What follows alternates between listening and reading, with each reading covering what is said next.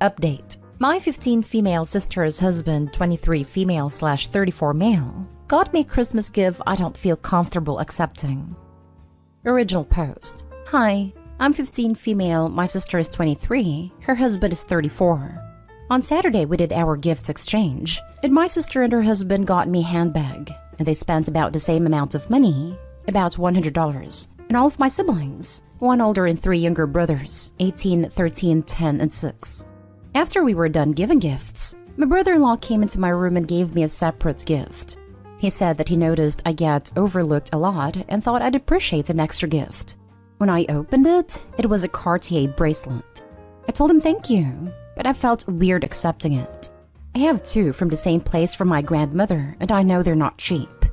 I feel like this is too much money to spend on me and not my brothers, but he just told me to keep it on a down low for everyone else, so my brothers don't get pissed, and that the money isn't a problem and I should just enjoy it. I don't know if it's rude to go to him tomorrow and give it back, and tell him I don't feel comfortable accepting a gift that's worth that much money. Now for the top advice before reading the update. Definitely need to know whether your sister knows. Why wasn't she there with him when he gave it to you? No, it was just him and me. I don't think she knows because he didn't give it to me with her. Thank her for the lovely gift and tell her you love it and that she's a great sister. Easiest way to deal with that.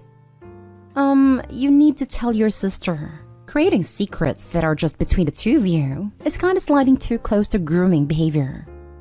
This dude already has a major age gap relationship with the older sister, and now is paying special attention to the 15-year-old? Weird, creepy, and absolutely grooming. Tell your sister, and a trusted adult. How old was your sister when they started going out? This really seems like grooming, not just the gift itself, but especially the way he's setting himself up as your hero, making an extra effort with you and casting the rest of your family as neglectful of you. And now for the update. So my sister didn't know about the gift. I told my mom, who got mad, because she said it was too much money, and it wasn't fair that I got an extra gift. So she called my sister and flipped out because I guess he didn't get her a gift that expensive. So she told me I had to give it back. Then she had a fight with her husband about it, and he ended up lying and saying I asked him to get me the bracelet, and that I had been bugging him for months about it. I don't know why I would do this when I literally already have so much jewelry and barely wear any of it, and basically lied and twisted the whole story to make me look like a spoiled brat. So now my mom and sister are both mad at me and called me spoiled. But I don't care. I'm glad I don't have the gift anymore. It's weird, not the actual gift. The bracelet was really nice, but everything else. He's acting really weird. I was hoping he wouldn't talk to me at all, but he was at my parents' New Year's Eve party last night, and he just made a lot of weird eye contact. But I'm still glad I did it. This dude is totally weird. Definitely stay away from him. And if you had been bugging him, where's the proof? Texts? Calls? This OP. Tell them to prove to them you've been calling and texting. He is a groomer. Always keep your door locked when they are staying over. If you don't have it, ask your dad to install one. I would argue, go stay the night at a friend's house any time he is over. Make a point to make it known to everyone in your circle what is going on. Friends, their parents, grandparents, be loud about it. I'm so sorry your mom is not protecting you. I can see your sister not wanting to believe her husband is this terrible, but your mom? There is absolutely no excuse for that. So, seek help outside of your mom and sister, and just do what you need to do to stay safe, OP. I can't believe your mom and sister are believing him over you. Is he wealthy? I have no doubt that your brother-in-law is into young women. He's currently dating someone too young for him, while also trying to creep on her teenage sister. He's gross, and it's disturbing that your mom and sister are turning a blind eye. I hate it when women encourage this type of gross behavior by men. Yes, he has a lot of money. I think it's all weird too. You need to go back and tell your mother. Of course you wouldn't believe me because he lied, but I bet you he can't show one text or phone call or anything. And if you think about it, considering that I don't even wear jewelry, why would I ask for it? And if I ask for it, why would I tell you I thought it was strange? I hope nothing bad happens to me, but if it does, you can look back at this moment and realize that you prioritize your daughter's marriage over your other daughter's safety. He gave me the gift because he's giving me inappropriate attention and telling me that I get overlooked and needed something special. As far as I'm concerned, is grooming. I don't forgive you for the way you're treating me, so maybe do your job as a mom and don't treat me like I did something wrong when I didn't. Do you have a dad? Can you tell your grandma? Did you tell your mom about anything else that he did?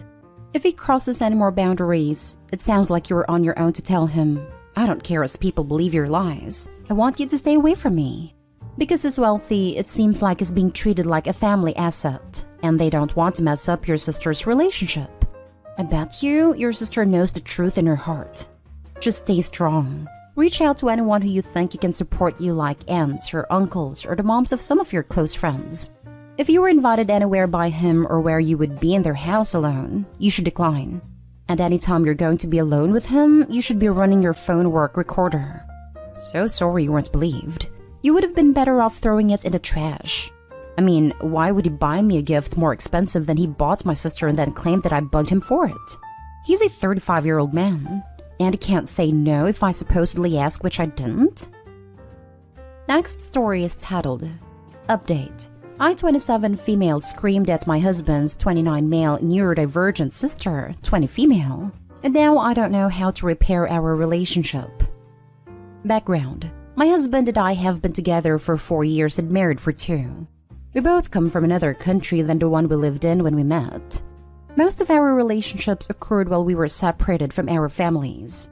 I knew he has a neurodivergent sister, but I hardly ever got a chance to interact with her. Sensitivity to neurodivergent is absent in our country, and very little to no awareness or guidance is provided to families with or without neurodivergent children. I got pregnant with twins earlier this year. We both decided to move back home for the birth and initial few years of our kids' lives, so we could be around family. We live in a house on our own, but my family's close by. I gave birth in the last week of October and I might be dealing with postpartum depression. I also have an increased sensitivity to sounds and smell as well as increased irritability. Ironically, my twins seem to be gifted with the strongest pair of lungs I've ever seen on newborns, and they like to demonstrate their lung capacity every few hours. My poor husband usually is the one to handle the babies and will usually pass them on to me once he has them a little quietened. I have not left the house since birth. Complications from birth plus fear of COVID. Now to the issue at hand. Recently, we received news of my husband's aunt's passing. His entire family had to attend a pre-funeral and funeral rituals. They were all devastated, and understandably so. However, they were unable to find a trained professional at the last minute to take care of his sister. I've barely spent time with his sister, and from what I know, she's severely dependent on care. She is high-functioning but has difficulty with emotional outbursts that can be quite violent. She also has extreme sensitivity to sounds. In the heat of the moment and in panic, my husband's family decided since I would be home anyway and not attending the funeral, that I could also look after his sister. I know they were in the wrong. I even begged my husband, but he was already distraught and asked me to help out the family at a time of need. All I was handed was a list and schedule of her medications, as well as a list of allergies and food preferences. I was not prepared for this. Things started going wrong immediately. They were not able to sit her down and explain why she was being removed from her home and being placed in our home for the day. She was not explained why her primary caretaker, mother-in-law, was not going to be there for her, and she was not given any time to adjust. Instead, she was just thrust into a messy and noisy, dark house with loud crying twins and an old cat she hates. She immediately did not trust me because of this. I tried explaining things to her as well as I could. My husband had warned me that she can get physically violent, but I did not expect her to do things like pinch, spit, or shove me. She had 2 minor outbursts within the first couple of hours itself. But then came the major one. I was already swamped with the twins and had a massive headache because of their loud crying. I was struggling to feed them and change them and settle them, during which sister-in-law also needed her meal. I was trying to soothe one baby while also meal prep, but the crying of the babies triggered a major meltdown. While I was trying to manage her, I had put the kids in their bassinet. She held onto my head, pulled my face towards her, and screamed directly into my ear with all her might. Felt like I might pass out. I shoved her and she fell backwards. I managed to gather my thoughts, but it felt like my head was going to split open. I saw her on the floor and immediately felt guilty. I tried. I really did, but nothing seemed to work. I called mother-in-law and asked her to come home and explain what had happened. She had lost her sister, but she understood and told me she was on the way, but it would take her nearly an hour to reach. She asked me to give sister-in-law space and keep the kids away from her so as to not trigger her further. When I came out, sister-in-law was not on the floor where I had last seen her. So I went to check the only other room in the house and then the kitchen. What I saw made my blood boil. She had trashed the entire room. We were setting it up as the nursery, and she had smeared what I can only explain to be feces on the walls. Cat/baby or human, jury's still out. I don't know if I even want to know. There was what I presumed to be water all over the floor as well as some glass. She was sitting in one corner of the room rocking back and forth. I walked over to her to try and apologize or even speak to her to make sure she was okay and had not sustained any cuts or injuries. She shoved me hard, and I slipped and fell into some of the glass behind me. A piece sliced through my arm, and I don't know, I lost it. I just started crying and walked away. She followed me, screaming loudly and saying awful words. I know I should have known better. I know she might not know better. But at that moment, I did not care. I screamed at her. I yelled at her and I just could not stop myself.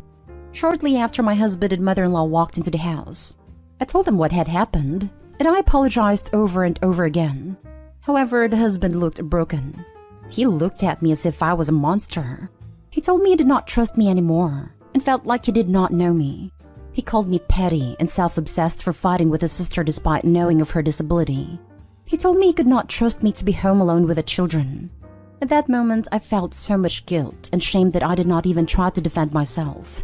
Mother-in-law helped clean up the floor, and sister-in-law and my husband grabbed our kids and left. My parents were called and have been staying with me in the house since.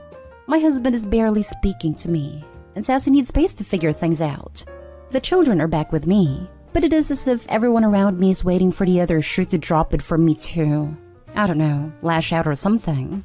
I had scheduled therapy soon and have been asking my husband to come with me. He is not ready yet and says he feels like he does not even know me anymore and feels disgusted to even be in my presence knowing how I interacted with his sister. I don't know what to do. How do I proceed? Is there any hope? I know I messed up, but I love him and I don't want to lose him. I've checked up on mother-in-law and sister-in-law is all but forgotten about what had happened, and mother-in-law is just distraught overall. Now for the top advice before reading the update. Ask him how would he feel if she's knocked you out or knocked you down, and then got a hold of the babies. He and his mother are dumbasses for leaving you and his sister like that. I really wonder how he would feel if sister-in-law hurt the babies on accident or something. I would be willing to bet that he would still find a way to blame Obi though. I think that if you keep apologizing, you will give your husband the impression that what he and his family did is okay. They left a woman with special needs in a situation where she was confused, unable to cope without a qualified caretaker, and in a position to harm herself and others, including babies. They were grossly irresponsible and did so much harm.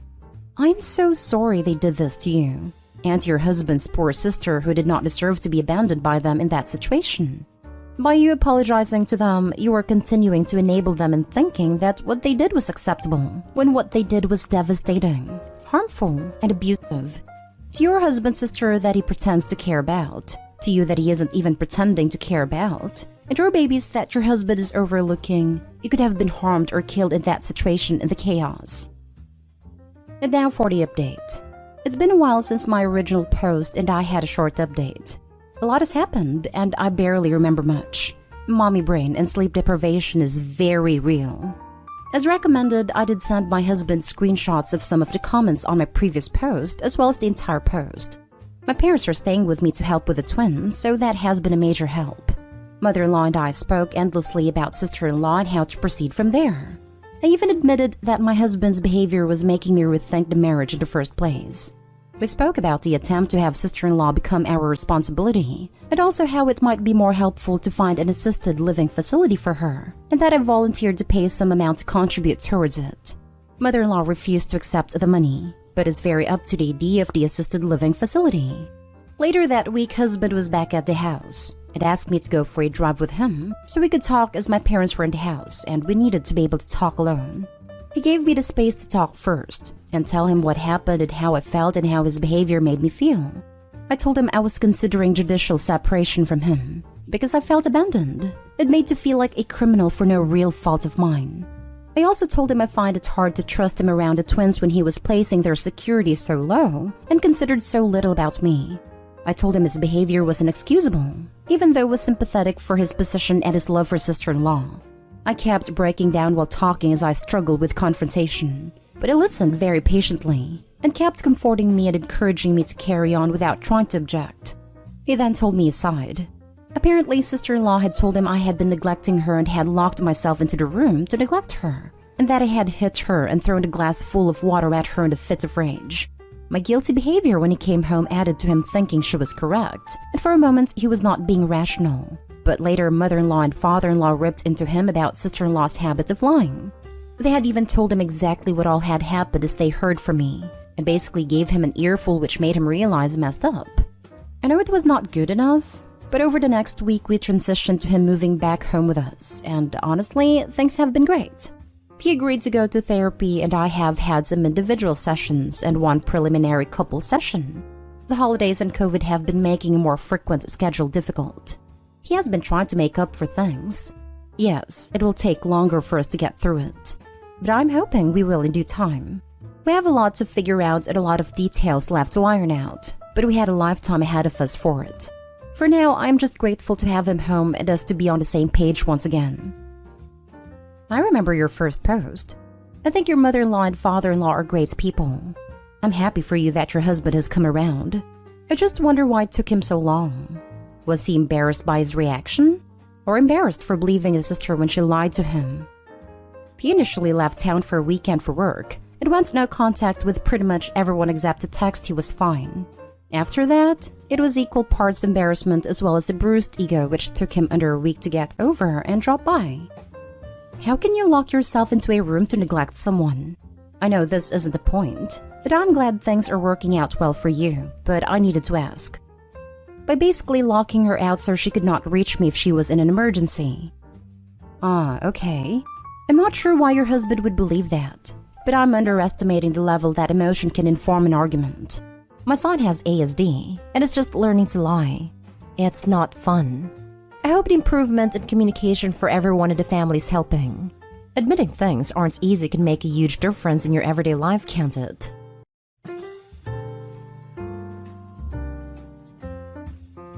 Am I the a-hole for losing it after finding out my wife let her sister and her boyfriend stay at my late wife's cabin? I lost my late wife to brain cancer. All her life, she was living healthy and always loved spending time traveling and going on road trips. She was always an outdoor person, although she had a demanding career. She had a high-paying job while I was earning money that barely paid for bills. We were married for 5 years. We bought a cabin together that we used for holidays and weekends. After her passing, I couldn't set a foot in it for a whole year. Everything was the way she left it. I don't go there often, but only on big occasions when I need to feel closer to her. My family suggested I sell it, but I couldn't bring myself to do that. The idea of selling it makes me feel like I was losing her all over again. So I left it as it is. I married my now wife 6 months ago. I have 2 step-kids that are filling my days with joy and comfort. But lately, my in-laws have been having issues, specifically my sister-in-law. She lost her job, and she and her boyfriend had nowhere to live. We've invited them to our place for 2 months, then my brother-in-law took them in. My wife days ago told my brother-in-law had an argument with his sister and kicked her and boyfriend out. I asked when that happened. She told me about 2 weeks ago. I then asked her where her sister and her boyfriend were staying, and she took her time to answer. I asked what's wrong, and she flat out told me that her sister's been staying at my late wife's cabin for 2 weeks now. I was stunned when I heard this, and I asked her for more clarification. She said she gave her sister a copy of the key to the cabin to stay there till she finds a job. Then proceeded to say she didn't tell me because it wasn't a huge deal. I couldn't help but lose my temper. I told her she had no right to hide this from me and let her sister into the cabin knowing how I'd feel about it. She said my reaction was the exact reason why she hid it from me. I called her selfish and inconsiderate of my feelings, but she argued about wanting to help her younger sister and said I was the selfish one for not helping family during tough times. The kids walked into the kitchen and I just stopped arguing and walked out. My wife followed me. I demanded she call her sister and tell her to move out and hand over the key. My wife looked shocked, saying she expected me to react this way, but not go as far as demand that her sister moves out, and called me cruel for making her look bad to the family. We kept arguing till her sister moved out and brought the key. My wife packed her things and went to stay with her parents. She told me that my late wife was obviously more important to me than my family, and that she won't come home till I get my priorities straight. Now for the top comments. Is it too late for an annulment? Not the a-hole. This. Oh my god, you poor guy. I don't know what to say. I'm hurt by what she did. I understand that she was feeling concerned for her sister and wanted to help her. She only visited the cabin twice and felt uneasy being there for some reason. She never let me take the kids and tell me to go there alone. I never made her feel like I was putting her and the kids in second place. I'm aware of how she might feel, but I've never given her a reason to think that I don't love and care about her and the kids enough. I love the kids. I can't stay away from them even for a day, but there are days when I just need some space. I can't control how I feel sometimes. I just become overwhelmed whenever I remember holding my late wife in my arms in her last moments. There was nothing I wanted more than having her back healthy and happy at the time, but all that was gone. Therapy helped me a lot. I learned to deal with some issues that affected my life negatively. But I still have moments where I just need space, and I'm sure that everybody does. My current wife doesn't understand that. What she did shook me despite her good intentions. I just couldn't help but feel hurt and violated. She didn't tell you because she knew it was a big deal. Even if the cabin had nothing to do with your late wife, it's your cabin. So it's as messed up that she let another person not only use it, but live in it without asking you first. This right here, definitely not the a-hole. Just because you're married doesn't mean she automatically has full access to all your individually owned assets in which the cabin is. That's your property, and she had no right to allow anyone else to stay there without permission. When you talk to her about that, make sure you emphasize that point. That your memories of your wife aside, she still behaved badly. What she did was straight up wrong, even before accounting for the emotional aspect. Not the a-hole. So which is it? She didn't tell you because it wasn't a big deal, or hid it because you would react badly. Her sister couldn't hack it at the brother's house, so why would you trust them at the cabin even if you were emotionally ready? Your wife is selfish, and maybe a closer look at why you two are married. Now for the next story.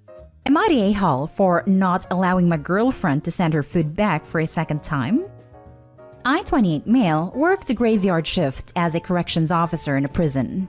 I've been dating my girlfriend, 26 female, for just under a year now. About once a week or so, some of my coworkers and I like to stop at a local diner to get a bite to eat on the way home. They are very accommodating to us COs, as well as our brother cops, and other people who work the third shift at an area factory as we give them a lot of business. They happily make burgers, sandwiches, nachos, etc. for us first thing in the morning, which we are all very appreciative of since it's evening time to us.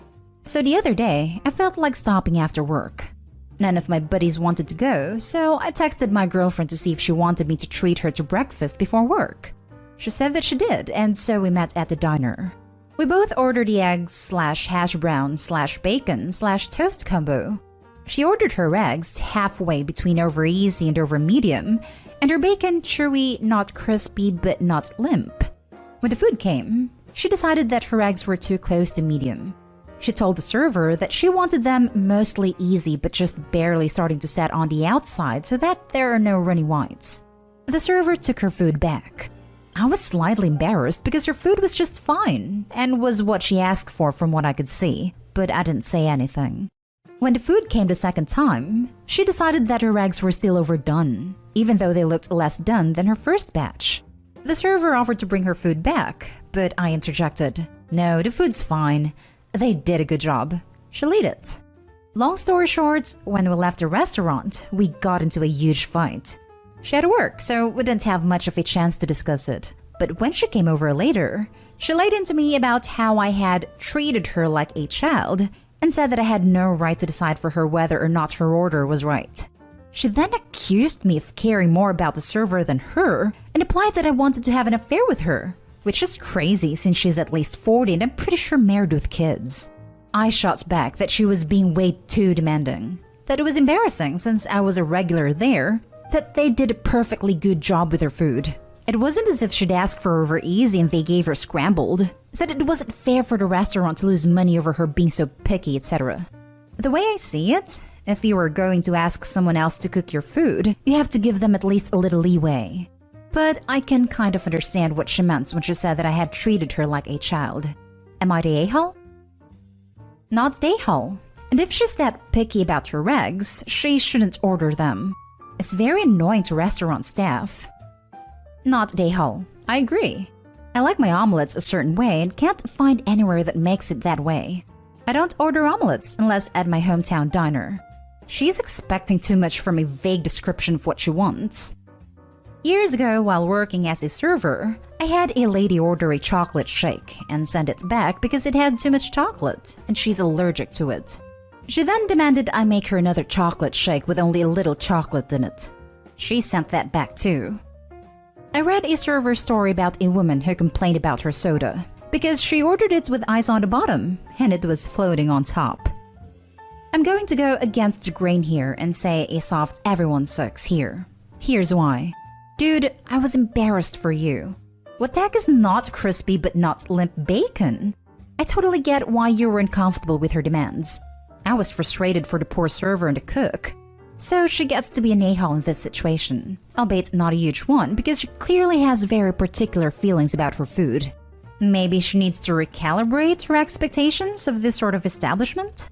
Or find a better way to communicate what she expects. Which brings me to you.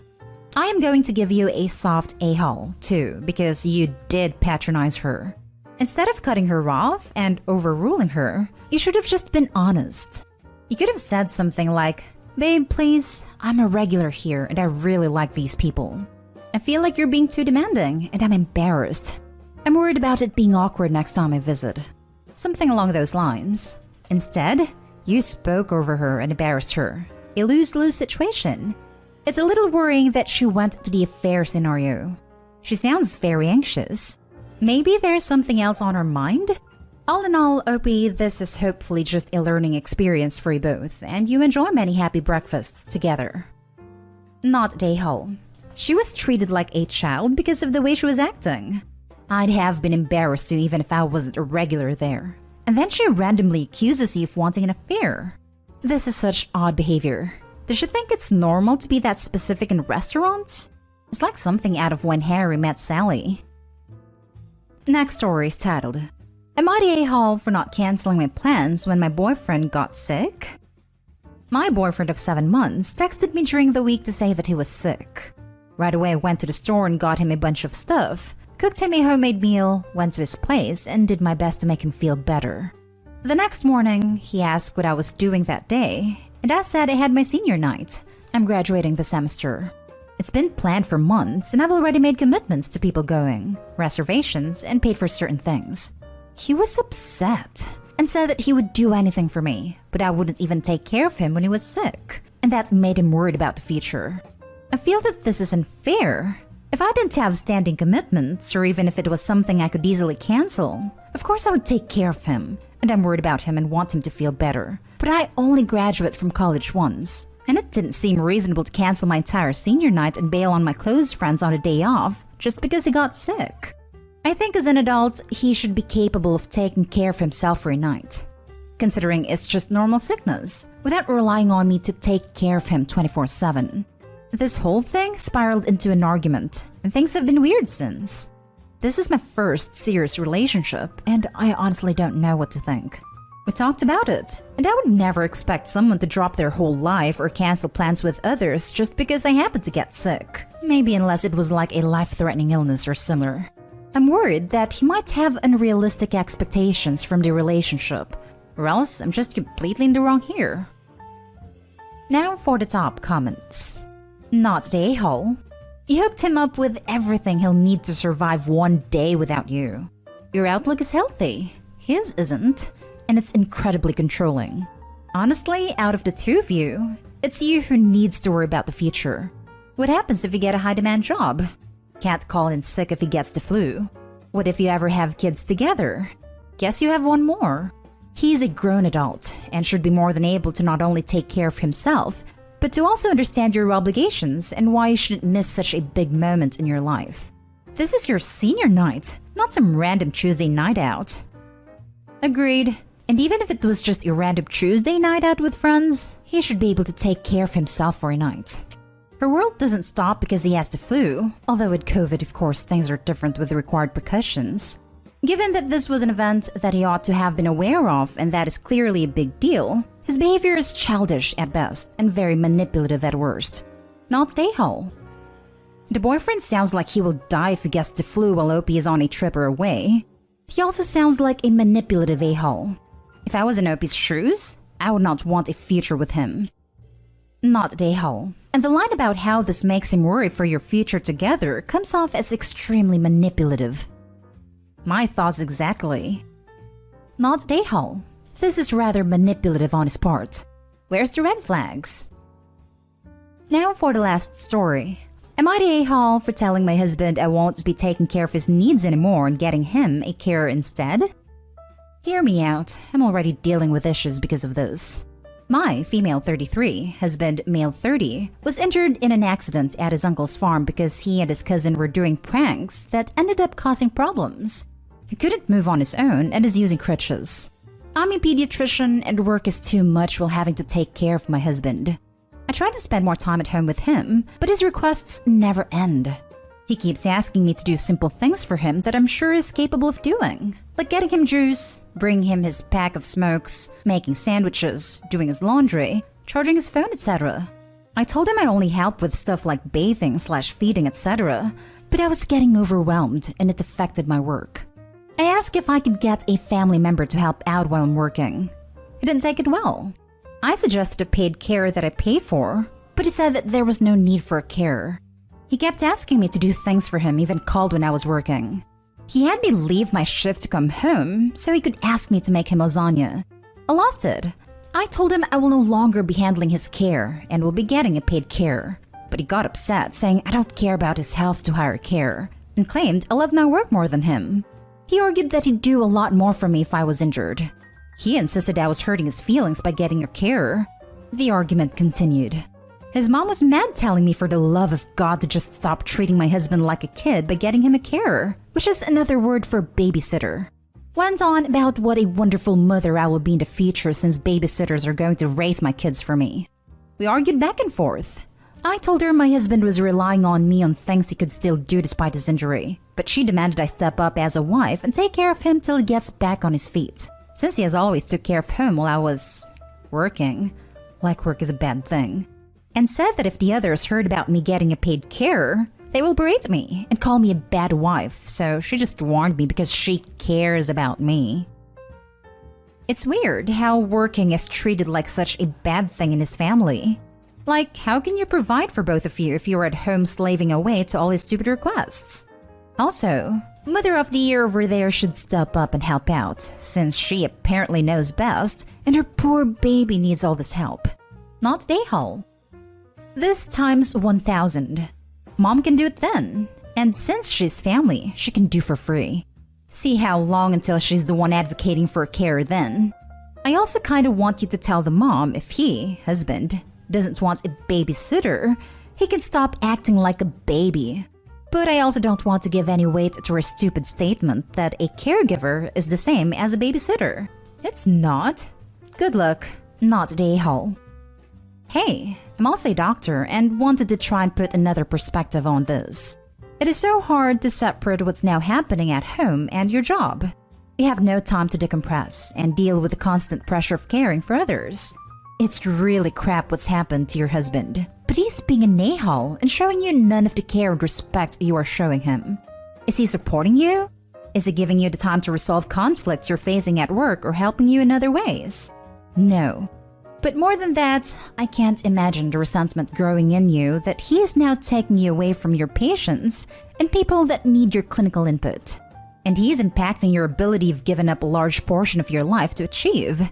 Getting a carer is the right choice, and I know you know that deep down. You're the only person in your house working now, but it's more than that. You know how quickly people become institutionalized when they refuse to start doing the things they can do because they know someone else will do it. Psych input seems vital for both of you and your husband. I'm sorry you're having to go through this. Not Dale, obviously. It's almost like he's trying to sabotage your career because it feels so useless and emasculated. I can't see things getting much better in the future if this is the attitude he has. I hope you should get out before kids are involved. Red flags. Not the a-hole. Am I the a-hole for not inviting my daughter to my wedding? I, 46 male, am getting married to my fiancé, 39 female. We have been together for 3 years. I have 2 daughters, 18 female, 9 female, from previous relationships, and my youngest's mother left when she was 6. My fiancé is a very sophisticated person and have exquisite tastes. She also does not really care for young children, and this has created tension between her and my youngest daughter. While our plans have been delayed due to global circumstances, our plans to get married are finally going ahead. It's going to be a very lavish and expensive wedding. Due to the nature of the wedding and my fiancé's preferences, our wedding is also going to be child-free. We will, however, be inviting my oldest as she is no longer a child, and because unlike my youngest, her and my fiancé get along well. However, I didn't realize that my youngest expected to come to the wedding. She tried to tag along with my fiancé's oldest when they were going shopping for a dress for my oldest, because she thought she was going to need a dress too. I explained to her that the wedding was going to be for adults only, and that she wouldn't be attending. She started crying and getting mad, which stressed out my fiancé. She has been distraught about this for days and hasn't let it go. Then my parents came by to visit today, and my youngest told them what had happened. When they asked for clarification on the situation, I explained to them that my daughter wouldn't be attending the wedding because the child-free rule applied to her as well. Besides, this wedding would not be suitable for a child, and I don't want my fiancé to have to deal with my daughter on the most important day of her life. My parents told me I was being a terrible father by prioritizing my fiancé over my daughter, and that on the day of the wedding they would take my daughter out for a special day, which means they wouldn't be in the wedding. I told them they couldn't do that. Even if they didn't attend the wedding, I wouldn't let them take my daughter. And this has become a bigger conflict than I intended. My fiancé and I both think we're in the right for wanting a child-free wedding, but it appears I may lose my parents from the wedding over this, and I want to know if I'm in the right or not. Am I the a-hole? Now for the top comments. Yeah, dude. If your fiancé and a 9-year-old don't get along, that's because of an issue with your fiancé. How can you even say, unlike my youngest, her and my fiancé get along well? She's 9 years old. She's a child. It's not up to her to get along with your fiancé. You're the a-hole. She's a 9-year-old. I mean, come on. Your fiancé should not be your fiancé if she can't love your kid. That's about to be her mother, and your prioritization is going to ruin your relationship with your daughter long-term, especially if you don't let her attend the wedding. You're the a-hole. Both you and your fiancé. I hope you change your mind and choose your daughter's happiness over your selfish bride-to-be. Agreed. The kid is a young child. How is she supposed to make a future with the two of you as her parental role models if she gets pushed so far aside? Perhaps allow her to participate in the ceremony and beginning of the reception, then taken out by a sitter. And you guys are a family. It is not your fiancé's day alone. This is a major change for all 4 of you. If your lady is so willing to forget your daughter at this stage of the game, it isn't going to get better. Get ready to pay the therapy bills. You have kids, are marrying a woman who doesn't like kids, are surprised that your younger daughter, who will be a family unit with you and your fiancé, would like to go to the wedding. Go shocked Pikachu face when your parents call you out for being a horrible father. What a better way to let your kid know that they don't matter than to not include them to the ceremony celebrating your union to her new parent. Solid gold a-hole. You're the a-hole, OP. What do you do for an encore? Drop your youngest at a bus stop and wish her good luck in her new life? Throw out her things and turn her bedroom into a walk-in closet for the missus who has refined tastes. Not let your daughter eat dinner with you? Send her off to boarding school, since new stepmom doesn't like kids. Fortunately, she is very sophisticated and has exquisite tastes, all except for where it applies to men, and how to successfully navigate relationships with their families. You're the a-hole, OP. You may not just lose your parents from the wedding, you're very likely also going to lose your daughter, permanently. You're the a-hole. I don't know why you are marrying a woman who isn't willing to take you and your children as whole package. And you've handled this entire situation terribly. Next story is titled, Am I the a-hole for telling my twin that she should have worked on herself instead of expecting me to let myself go for her wedding? My twin sister May and I are identical. At the end of our first year of college, I was in a car accident, and I ended up with a facial scar and major trauma. I started seeing a therapist because of the nightmares, and the fact that I was panicking anytime I got into a car.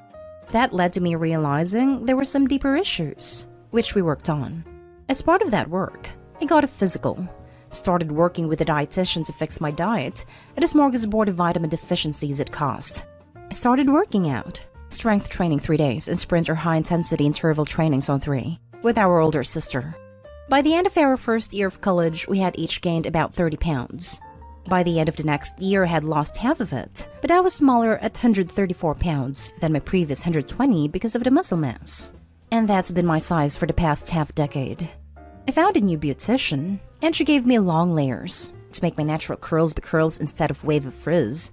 I always wanted, but that my old one said would look bad and refused. I stopped bleaching it and let it go its natural dark blonde/light brown. I stopped spray tanning. Again, that's been my look for the past 5 years. I live in a rural area and the internet isn't great.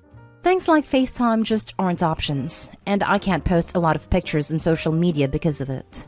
This is relevant because a big issue is that May didn't see me over the quarantine. We talked on the phone a couple times a week, but it mostly revolved around her wedding planning. She got engaged before the Rona put us on lockdown. I wasn't her maid of honor, so mostly I was being told decisions, not involved in the process. When it came to the bridesmaids' dresses, May just sent our sister-in-law and me a link and told us to get it in our size. Same with hair and makeup, but we had to arrange for a beautician because May's wouldn't do more than 4, and she wanted her friends at the appointment with her. Then she didn't do a bachelorette party with us. She did with her friends, or rehearsal dinner. So May didn't see any of us until the start of the wedding. She was livid. Apparently, she thought we would have stopped working out because of the Rona, or that we would have stopped when she announced her engagement so we didn't upstage her. She was also mad because I didn't try to hide my scar, didn't tan, and thought it would be implied. She made several snide remarks before throwing a drunk temper tantrum at the reception, basically accusing the 3 of us, but me especially, of trying to upstage her. I don't have that excuse because I was a designated driver, so sober. But I, quite famously, have a low tolerance for angry or crying drunks. I told her, if you're so insecure, you should have got off your butt, instead of expecting us to lay on hours to make yours look better. It only got worse from there. Our family is on my side because I didn't start it or do anything, but groom's family and her friends are giving me crap. So am I the a-hole? A wedding day is probably the day where your sister should have been the center of attention. Well, she did an exceptional job of that. Now everyone will remember her as Bridezilla. Not the a-hole at all, but I would suggest she works on herself. Maybe appoint a therapy session for both of you to improve this relationship? If both of you want, of course. Not the a-hole. Your sister sounds like a majorly entitled Bridezilla. How are none of you, her bridesmaids, not invited to the bachelorette or the rehearsal dinner?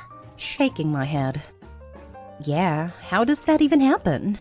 As bridesmaids, they are part of the wedding party, and therefore should be at the rehearsal dinner. I've never heard of such a thing, but then again, I'm older than dirt, and times might have changed. Not the a-hole.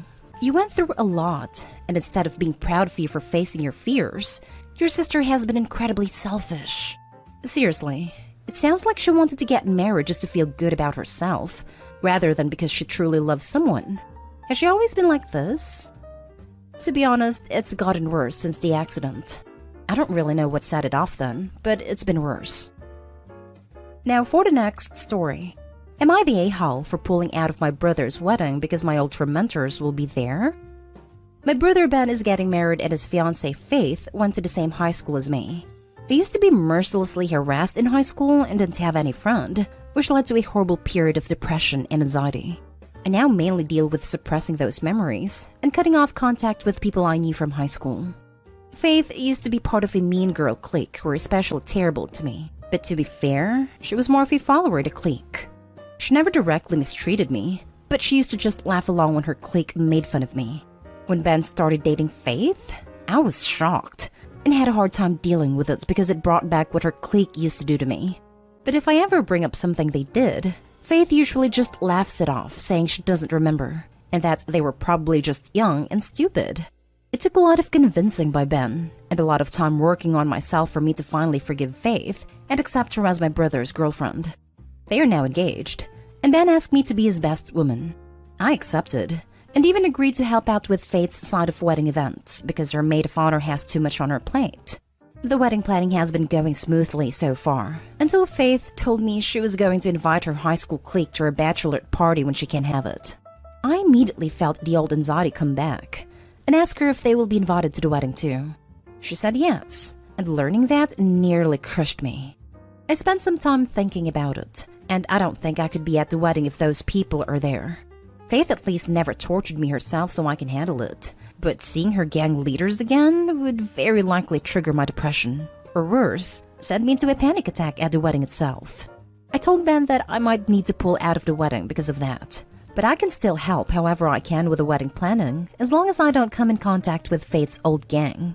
Ben is very upset, and says I'm only thinking of myself, and clearly I don't want to be at his wedding because I still don't accept Faith as his future wife. He also told me I should move on from whatever happened in high school. But even if I try to do that, a high-stress event like this wedding would be the worst time to test if moving on works. Am I the a-hole? Now for the top comments. Not the a-hole. I'm sick and tired of people telling emotional scarred victims to move on because it wasn't childhood. I know people are horrible accepting any kind of consequences, but rarely what type of mistreatment is so dismissed and mocked as the school abuse. Oh, it's fine. You spent your formative years tormented by your peers. Why can't you move on? The whole situation is so ridiculous. As if just because it was fellow children tormenting you, it's suddenly fine? And then we're labeled as pathetic, because in our adulthood we have to deal with the consequences of it that was indeed carried out by, at the time, children, but also supported and endorsed by adults. People whose job should have been protecting us and setting a good example. Nope. To hell with that. She will never stop triggering you, and the least you can do for yourself is not go to the wedding to have a smile on the face of the people who tormented you. Mind you, you are being considerate. You have trauma. There is no guarantee you'll be able to look happy at the wedding no matter how hard you try. An unhappy guest at a wedding is a crappy guest. You're doing them a favor. Also, Faith remembers full well. Do with that info as you will, but she's full of it when she claims she forgot. If she were truly worthy of your forgiveness, she'd have a big talk with you, deeply apologize with no excuses, acknowledge your trauma, and disinvite her clique because they are her high school friends and you are her sister-in-law. This, just all of this. OP not the a-hole, but everyone else in this story is. Not the a-hole. Fiancé never apologized for what she and her friends put you through. She just made excuses. Have you told her how upsetting it is to see those people? Talk to her directly. If she blows you off, you know she doesn't care about you and has no loyalty to family. You would not be the a-hole if you pull out of the wedding because of that. I haven't told Faith because I thought it would cause less drama if I told my brother. And I'm at a wedding party on my brother's side too, so it makes more sense. Plus, Faith knows I didn't want her around at the beginning of their relationship, which caused a rough patch for all three of us. So I learned that it's better to talk to Ben directly than talking to Faith and then having it come back to Ben as me having an issue with her. Last story. Am I the a-hole for telling future sister-in-law she was wasting her parents' money on a wedding? I, 32 female, have a brother Andre, 34 male, who is engaged to Molly, 30 female. We come from a humble middle-class family that values hard work with their hands, farmers and factory workers. Andre is a factory supervisor at a car parts manufacturing business, and I help manage an apartment complex. Molly, however, comes from a family with money. Her parents grew up poor, but her dad worked a good line job in the 90s. Her mom was a corporate lawyer, and now her family's loaded. Both her siblings and her have what I called a spoiled complex. Molly and Andre revealed yesterday that they would be having a big, beautiful wedding. They began listing things off that they want. Limo, dress designer, venue, etc. When I mentioned how expensive all that would be, Molly said she wasn't worried. When I asked why, she said her parents gave her $50,000 cash for her wedding, as they believe it is the responsibility of the bride's parents to pay for the wedding. Yes, I live in the States. I couldn't believe it. I felt Molly was spending money frivolously. I told her she should invest that money instead of having a huge wedding. She promptly told me that whenever I get a man, that I can do just that, and to not tell her what to do with her money. Andre chuckled, but I didn't find it funny. It is not her money, it's her parents. Molly's a teacher and doesn't make that much, so I think this is a great opportunity to get ahead financially. Andre, of course, took her side and told me to mind my business. Then today, Andre called me. We talk often, and I asked if he was seriously going to let her waste $50,000 in one day. He said that's not his place to tell her how to spend her family's money, but I disagree. Andre told me to mind my own business again, but I think he's making a mistake marrying someone who just throws money around. I must have been on speakerphone because Molly responded with, "And that's why you're single, because you can't mind your damn business." She then called me jealous, and Andre's on her side. I'm not jealous, but I know weddings shouldn't be that much. Andre said Molly knows how to handle money because her parents taught her, but I think this is a mistake. And my parents agree that Molly's just flaunting wealth for no reason. But Andre says Molly's more financially responsible than any of us, stating she helps him manage his 401k and started a Roth IRA for him when they met. But I just can't believe that she's financially responsible if she's going to waste $50,000 in one day. Am I the a-hole? You're the a-hole. You do sound jealous that Molly's family's able to and wants to help her out. Get off your high horse. You're the a-hole. In Molly's words, mind your own business. People get to spend their money however they see fit. Cracks me up that Opie said, it's not her money, it's her parents. Yes, Opie, that's literally the point. It's not your money, it's her parents' money. Now her and brother's money. And her parents decided to gift it to her and Andre for their wedding. Molly was also on point with that. She promptly told me that whenever I get a man, that I can do just that, and to not tell her what to do with her money. That's fact. Opie can have a frugal wedding when she marries, but she can't tell people what to do with their money for their wedding. You're the a-hole. Also, the money was earmarked by her parents for the wedding. So if anything, she's respecting their wishes for their money by using it for the purpose it was intended. The point is moot regardless, since it is her money considering they gave it to her, but just another way that Opie's logic is flawed. I hate to break it to you, but you're the a-hole. Molly's right, you should mind your own business. It's not your money nor your wedding. I could understand if it was your parents' money that you might be upset, but this is her parents' money. And if they want to spend $50,000 on a wedding, they can.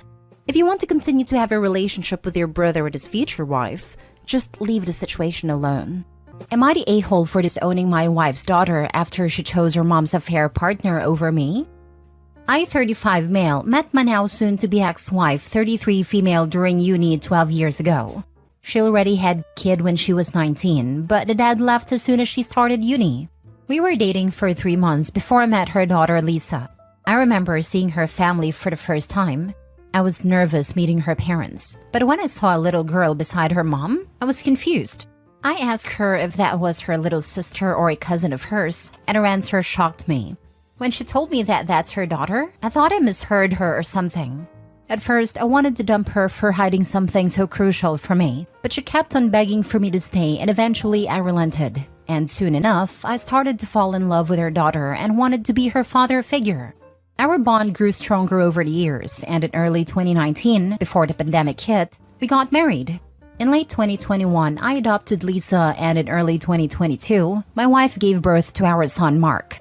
After my son was born, my wife made a choice to stay at home for the time being, and I was completely fine with that. Everything was going perfectly until a few months ago. I started noticing my wife increasingly spending time with her friends. At the time, I didn't say anything since in my mind, being at home all day was probably eating at her, and I didn't want to seem controlling. The thing that made me suspicious was her constant texting and going out of the room for calls. She never did that for anyone besides this one friend of hers. I asked her about it, but she gave me some vague answers about gossip. The moment that took it too far, though, was when I came home last week and saw her outside talking on the phone. This wasn't out of the ordinary. I remember seeing my son on the floor crying alone. I was angry at my wife for just leaving him alone in the house, but when I went to pick him up and smelled the horrible stench coming from him, I was beyond furious. His diaper seemed like it hadn't been changed since that morning. I quickly changed his diaper and rushed outside with him in my arms. I was beyond mad. I snatched her phone from her hand and bolted back inside. I locked my wife outside to have a talk with this friend of hers alone. I had my suspicions about who it really was, and when I heard a male voice calling out her name and asking who was there, I immediately knew what was going on. He ended the call as soon as he heard my voice, and then proceeded to lock the front door to make sure my wife couldn't enter the house at all, and proceeded to screenshot as much of their chat as I could, and then sent them to myself before deleting them on her phone. About 5 minutes later, she was still banging on a glass door leading to the backyard. I reluctantly opened it and was met with a smack in the face. Remember, all of this is happening while I'm holding my toddler in my arms. As soon as she realized what she just did, she apologized profusely, started crying, and tried to hug me. I pushed her away and told her to meet me at the dining table. I told my daughter to quickly take care of the baby so me and her mom could have a quick chat. I just kept it simple. I told her this was her only chance to even have a sliver of chance of getting me back. If she messed up this talk, it was over on the spot. No lies, nothing. She kept on trying to apologize and to say it wasn't that serious. I reminded her that she not only screwed me over, she could also have easily done serious harm to our son by leaving him alone in the house like that. And then simply asked who, for how long, and did they hook up. She replied with her ex-boss Daniel, 6 months, and she didn't answer the last one. So I kept on reminding her that this was her last chance. She then just simply nodded. I then asked her if they used protection. To this, she started crying and started begging me for forgiveness. She said she would block him then and there, would never contact him again. I could sleep with any woman I want from now on, yada yada. I guess Lisa heard a commotion and came downstairs. I told her to go back up, but she just walked to my wife and asked her if I knew about Daniel. Up to this point, I was calm, but upon hearing this, I swear even I started tearing up. I asked Lisa if she knew all along, and she said yes. At this point, I'm full on crying, and I asked her why she didn't tell me. She responded with, because unlike you, Daniel buys me the things I want without having to beg. I asked her how she could possibly do this to her dad. She responded with the, you're not my real dad crap. My wife screamed at her upon hearing what she said. At that point, I couldn't bear any of this anymore. I just grabbed my son and got into the car. Me and my son are currently staying at my parents' house. I've basically been drinking myself to sleep every day. Thanks to the saints of a mother I have, my son is being taken care of right now. I'm beyond hurt. I've canceled my ex-daughter's private school tuitions, all her extracurricular activities, and I've contacted a divorce lawyer. He's going to serve my wife this Friday. My wife and Lisa have been blowing up my phone non-stop with apologies. I simply responded with, get a lawyer and tell that ungrateful thing of yours to start calling Daniel her dad. I'm disowning her. And then I blocked my wife. I didn't respond to Lisa. I just simply blocked her. I guess my wife told our friends what her and Lisa did, and now they have been texting me nonstop.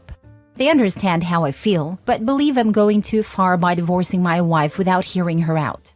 They also keep telling me that disowning Lisa is definitely going too far, and she's only a kid and didn't understand what she was doing. I just can't get over the things she told me. I've worked my butt off to give my wife and daughter luxuries I could have only dreamt of as a kid, and this is how I get repaid? Lisa, 13 years old, is old enough to understand that hiding her mom's affair is bad, and definitely purposely used those words to hurt me. But a part of me believes that there is still hope. A few family counseling sessions later, and we can go back to living the life I once considered a fairy tale. I'm beyond destroyed by this whole situation. A part of me just wants to see them burn in hell, but the other part of me believes there is still hope. Am I really going too far? Is there still hope? Am I the a-hole for disowning my daughter and divorcing my wife? Now for the top comments. I would get a DNA test on your son just in case. Thank you for your concern, but I know my son is mine. He's literally a mini-me. Get an STD test just in case. Who knows how loyal that Daniel guy has been to your soon-to-be ex. OP, go ahead and take a paternity and STD test. Go screw up the affair partner. Or pretend to get back together. Take her word, go after her pals, and then divorce her. Hey, that's just me being a vindictive person. F that. Don't take them back. Not the a-hole. Stop drinking, bro. It only makes the thoughts worse. I'm riding this drunk, but thank you. I know I need to stop at some point. I am so terribly sorry. Betrayal like this just trips us in half. Know that there are so many of us out here who had all kinds of horrendous experiences like this, and we have recovered and realized that a person we loved never existed. And then the love evaporates. It's very interesting. It takes about 2 years. We realized they lied to us every single day. They manipulated us so we wouldn't notice. They triangulated against us with the affair partner and here with the stepdaughter, which makes it spicier as an affair. Eventually, you will repair and heal, and it will all settle. It sounds like you'll probably pay some child support for a while. You'll get your poor baby tested and figure out what you want to do. And then you'll realize how messed up you were by what she intentionally did to you subversively. You will start to repair, and you'll start to rebuild, and your life will be better than ever. Hang in there. Thank you so much. I teared up reading that. Not a-hole. I 100% get the hurt and feeling of betrayal. Your stepdaughter might only be 13, but was mature enough to hit you where it would hurt you the most, when you were already down. I would stick with a divorce. Cheating is a deal breaker for me. You may be able to salvage the relationship with your daughter, but it's going to take real remorse on her part, or you'll always wonder if she's only apologized to get back in your financial good books. Thank you. If I reconcile with her, I'm definitely not giving back the life she once had. She has to work for that. Next story. Am I the a-hole for not doing anything for my stepchildren anymore after being called names and filing for a divorce from my husband after he didn't back me up? I, 30 female, have been married to my 34 male husband for 6 years and he has twins, a boy and a girl, and they're 16 now. When we started dating/got married, we went to family therapy, and I made it clear that I was not trying to be their mother or replace their mother. Their mother hasn't been in their lives since they were about 8. Things have been great with us these past 6 years. They even started calling me mom when they were around 12/13. Recently, their bio mother came back into their lives, and they were really excited. Things were great for about 6 months, and then they started to call me by my real name. That hurt, but it's what they chose to do, and I never questioned it. Recently, they've been getting very disrespectful. They don't follow the curfew rules, they're not cleaning up after themselves, they're talking back to me, telling me I'm not the real mom, that I'm the reason she left.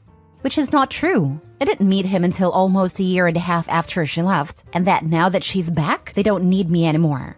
3 weeks ago, there was a big blow-up where my stepson called me the B-word. I took his phone and told him to go to his room until his dad came back. But instead, he ran out and went to his mom's. She came over and it was a big argument. She tried to hit me and I pushed her out of my house.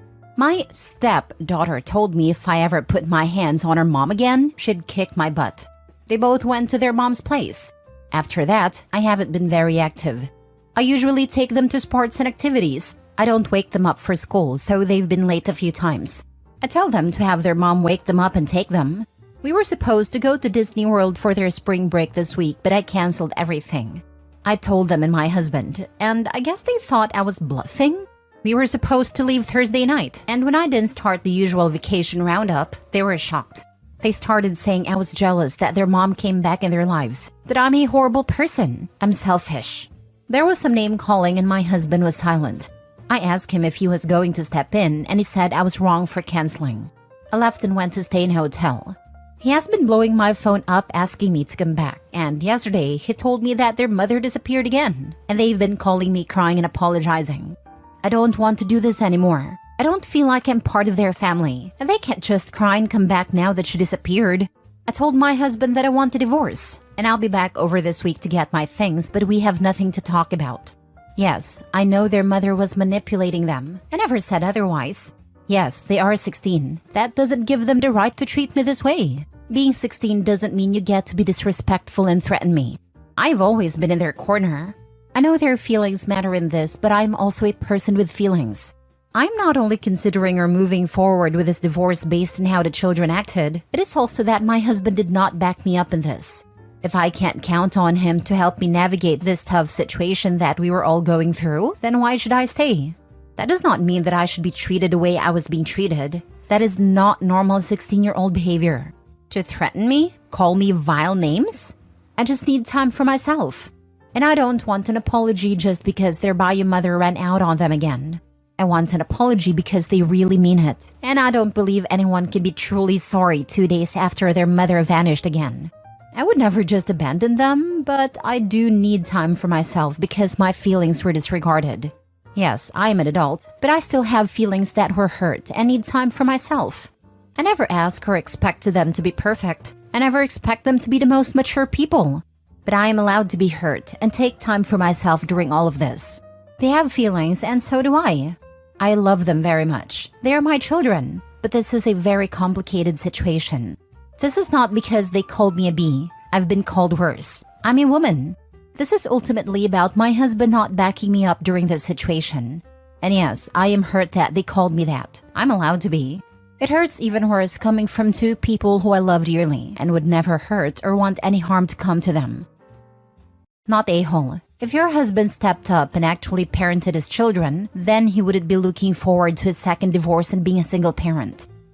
If bio mom hadn't done her disappearing act again, I wonder if he'd even be calling Opie to beg her to come back. Bio mom knew she won, so she checked out. It was clear what bio mom was doing, but to disappear after she convinced her kids to blow up their home life just seems so messed up. I can see doing that if bio mom had plans to get her family back, but to leave when they need her? I hope these kids realize what kind of person their mom really is, and that their dad gets them the help they need to deal with this. OP, you're not wrong to leave. The moment the disrespect started, your husband should have stepped up. To hell with all of them. Go find someone without kids and live your best life. Don't be talked into going back. They don't love you. They love what you can do for them. Big difference. Oof, hit the nail right on the head. Last story. Am I the a-hole for refusing to allow my daughter around my brother-in-law for something he did years ago and leaving my husband because of it? Back when my brother-in-law was 28, he had a relationship with a 15-year-old girl. He ended up in prison for 12 years on kidnapping and charges.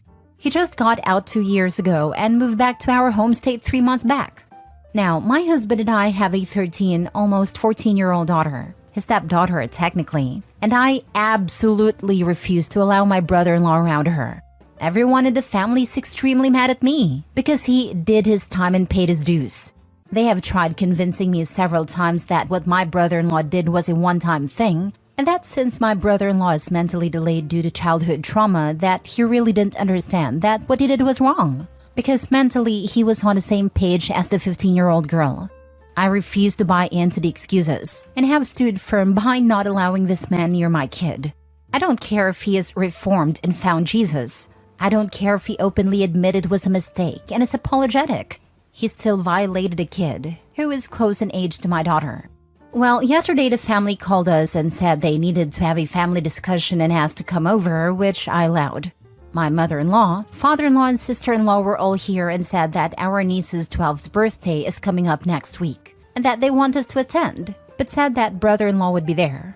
They asked that I put up with it for a few hours for my niece's sake and said, "We will make sure that John isn't around your daughter. We will pay close attention," and basically begged me to just put it behind me for just a few hours. I said absolutely not. They all have this belief that he is reformed anyhow, so I don't trust them to keep an eye on my kid because they all think he's cured and wouldn't do that to family. They left angry anyways. Well, I walked by the bathroom last night and heard my husband crying. I knocked on the door and found him sitting on the edge of the tub. He unleashed a world of hurt on me, saying he is freaking sick of being caught in the middle of all this BS and feels like I'm making him choose between his entire family and me because his brother will be at all events from this point forward, so he knows that he won't be able to go because of it. He said that he is angry at all of us and is starting to hate us all because we won't shut the heck up and stop giving him ultimatums. I haven't given him any. I simply walked out and went to my mother's with my kid. I know he's hurt right now, but I will never tolerate the lack of concern for my own child after what that man did. Am I wrong here? Now for the top comments. Not a-hole. You need to keep your daughter safe. If he is developmentally delayed and did not know what he did was wrong, chances are he is in the same place mentally now, and it could happen again.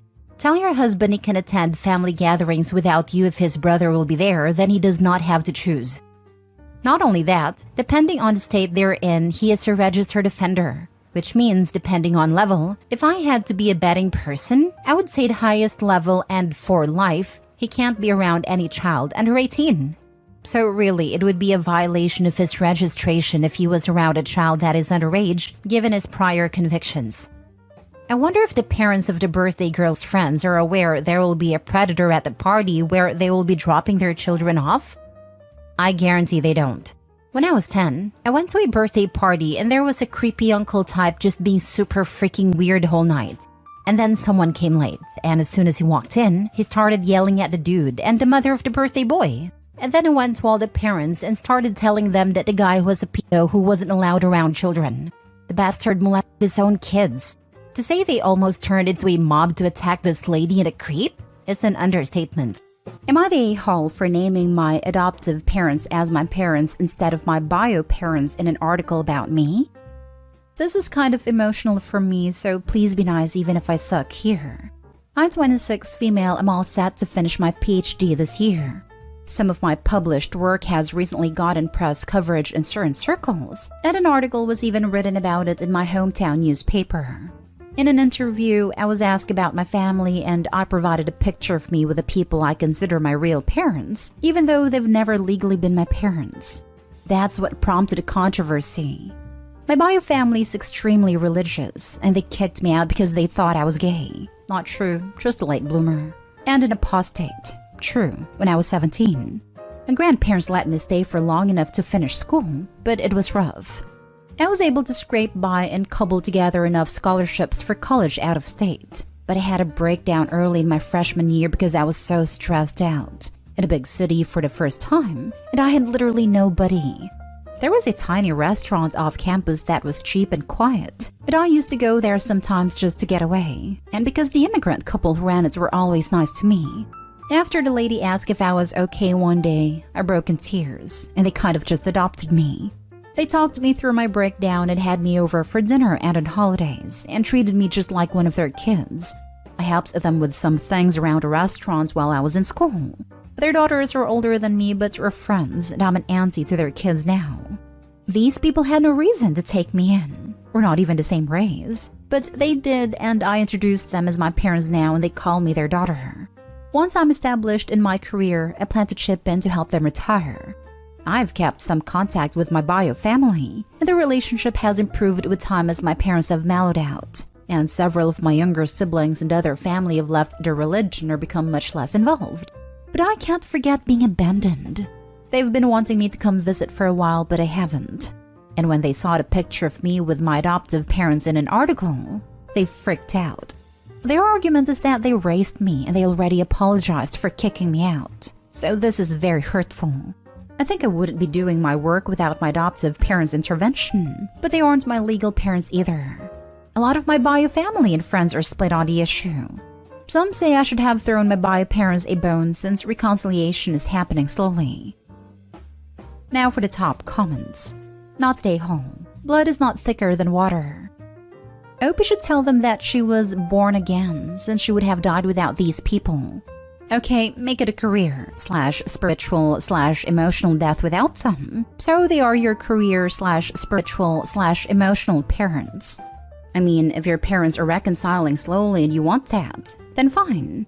Just tell them you wouldn't be here today without the adoptive family. And since the article was about your work, that your support family was the family that enabled you to do that work. I sometimes find that calmly and emotionally repeating a phrase wins an argument. I wouldn't be here today without them. They are my parents in that respect. And just repeat that line if your bio parents argue. Also tell them, I heard your apology, but I've not received support of any kind. Emotional, financial, or life advice from you. Until that break is healed, I was simply the abandoned kid that found a new family. Not stay home. Forget bio for a second. Couple A kicked you out at a vulnerable age for no reason. Couple B scooped you up and showed you unconditional love. You were not wrong either way, but it's clear why you chose the way you did. Congratulations on your hard-earned education. Congrats on finding a true family. I think it's really sad that parents so easily discount serious emotional pain. They don't realize that the damage done may never be healed. They need to accept what they did and live with the consequences. Not stay home. I don't think it is irrational they got hurt, but they are in no position to demand any recognition. You survived and thrived despite they were your parents, not because of it. You could have been mistreated, dead, or in an institute. Check your language. They mellow down. Really? Don't you ever think that by wanting to reconcile or making a step towards it, you owe them anything. And now they're trying to guilt you. They should be begging you to acknowledge their mere existence. Next story. Am I the a-hole for blackmailing my mother and airing out her finances to the family?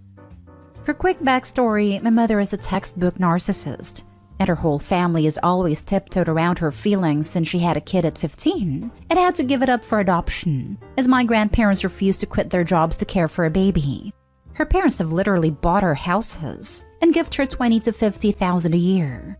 I, 25 female, and my fiance, 27 male, just got our first home together. The down payment was $12,000, and my mom offered $3,000 towards it to help us out. I did not ask. She offered, and we would have waited a few more months, no problem. Anyway, this year my grandfather passed and she got well over $80,000 handed to her, so it's not like she needed that $3,000. Long story short, one of our appliances was on the fritz, and I told mom I didn't have time to talk because I was working on our appliance. Within an hour, my cousin calls me from my nan's house to say mom and nan are on the phone, and nan is saying things like, "Who cares if it's broken? Let her buy a new one. You just bought her a house. You better not give her a dime." Which, 1, it's fixed, it works fine. 2, I didn't ask for a dime. 3, I never said it was broken or had to be replaced. And 4, she did not buy us a house. This absolutely set me off. I sent my cousin our closing documents and it shows gifted amount from blank.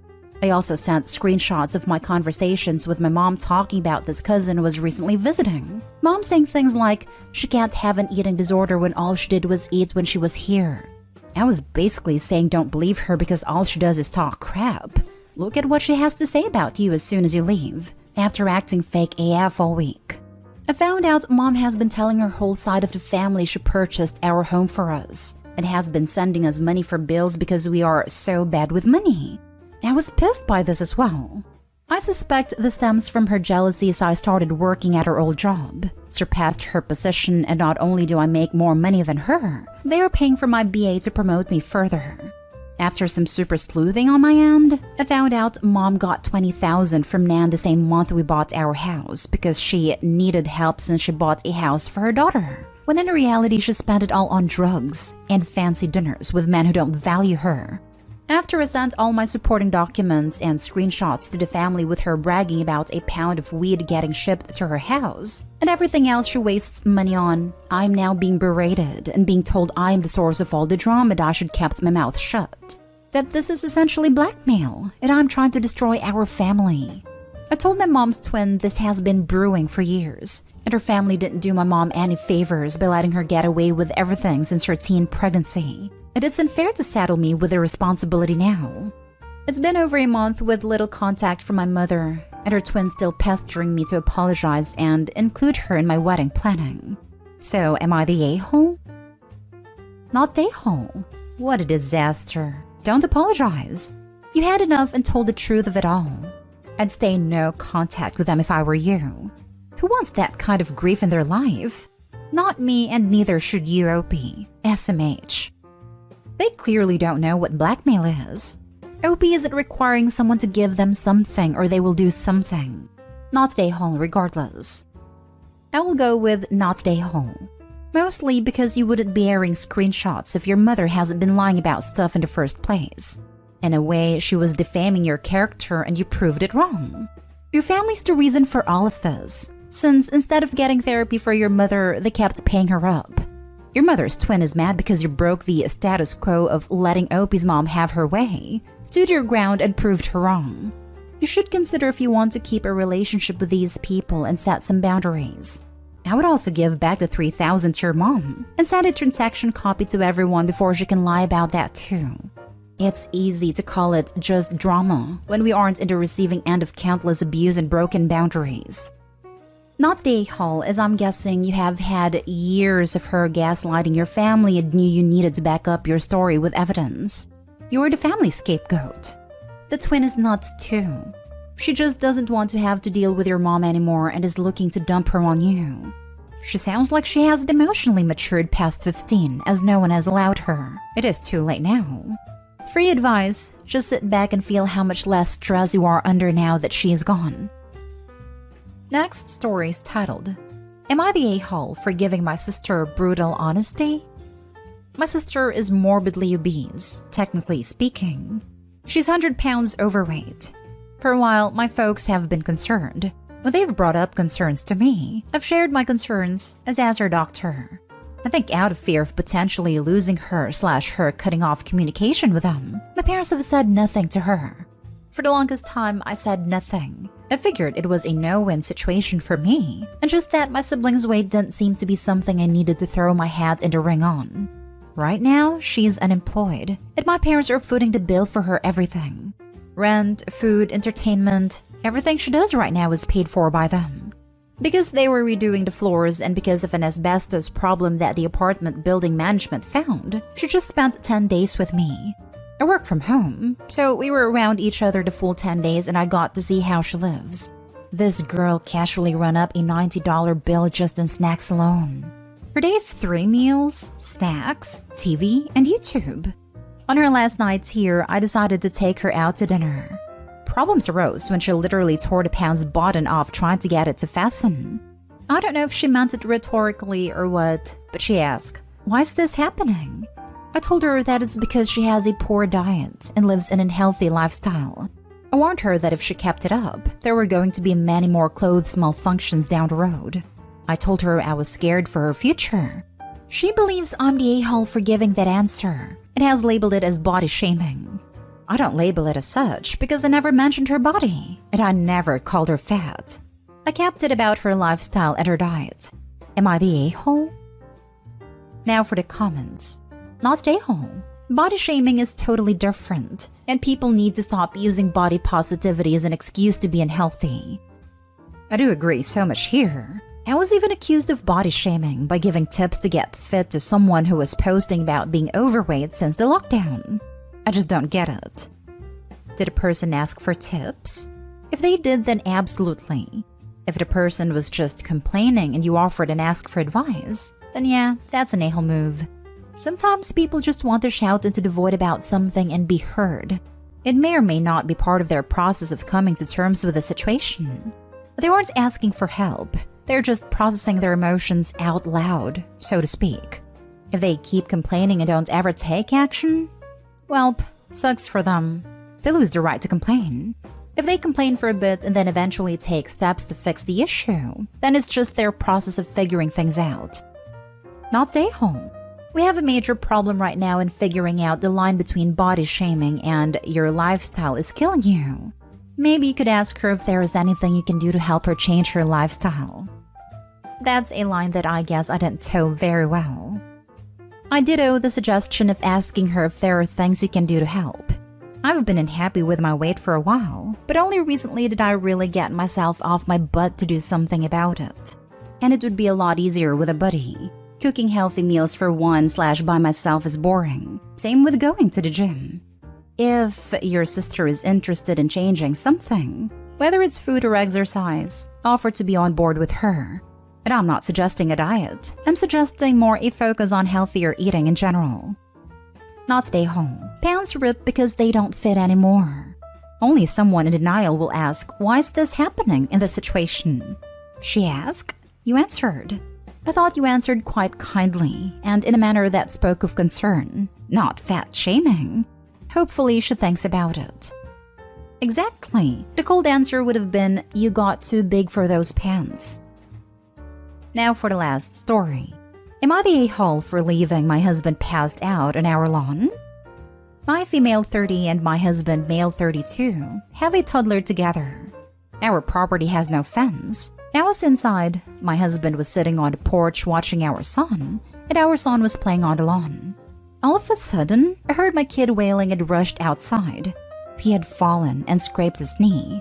I saw my husband head over before me, which makes sense because he was closer than I was. But when he squatted down to help, he fainted. The exact timing isn't clear. I don't know if he squatted and then fainted or fainted mid-squat. I just know he was passed out on the grass by the time I got there. My husband is squeamish. He doesn't like gore and blood makes him uncomfortable. I knew this when we dated, and I knew it when we married. He's fainted before. We dated in college and he faints at vomit as well. It usually comes through shortly after. We've been together 10 years, and I've seen him faint maybe 3 times, including this instance. Anyway, he passed out on the grass and my son was still screaming, so I picked him up and carried him inside. When I was dressing his wound, my husband came in a couple minutes later angry that I left him unconscious and unattended in our lawn. We don't live in a dangerous neighborhood. We're friends with our neighbors. He was dressed for the weather because he was sitting on the porch outside anyway, and we live in an area where the climate doesn't fluctuate too much, so I didn't feel there was a risk of hypothermia/heat stroke. It was maybe 70 degrees and clear, which is why we let our son play outside. It only takes a couple minutes to dress my son's wound and kiss it better, so I would have checked on my husband shortly after. But my husband says I should never leave someone unconscious and unattended. I agree with this point generally, but if there is only 2 of us present and our son is hurt, I don't see what the big deal is. He thinks I should have left our son with him while I go inside to get the bandages and dress his wound on the lawn. Or take my son inside, get the bandages, and bring him back out to dress his wound on the lawn. I guess the last idea makes sense, but as a mom with a crying child, I didn't think about it that deeply. Am I the a-hole?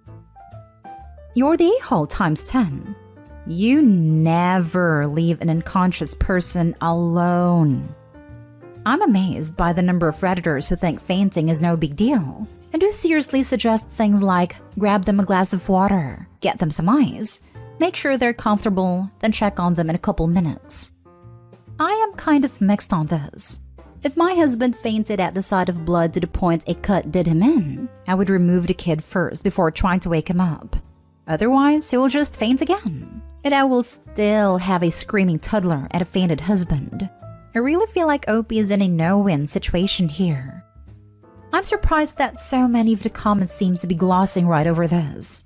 To me, it seems obvious that Opie's thought process was, remove bleeding child to avoid causing further issues, then check on husband. Do I think that she should have checked on him first? Yes. Do I think that she's an a-hole for it? No. I feel like this is a no a-hole here. I get why he's upset, but I get Opie's thought process. And I'm surprised there aren't more people at least somewhat addressing her mention that he has issues with gore.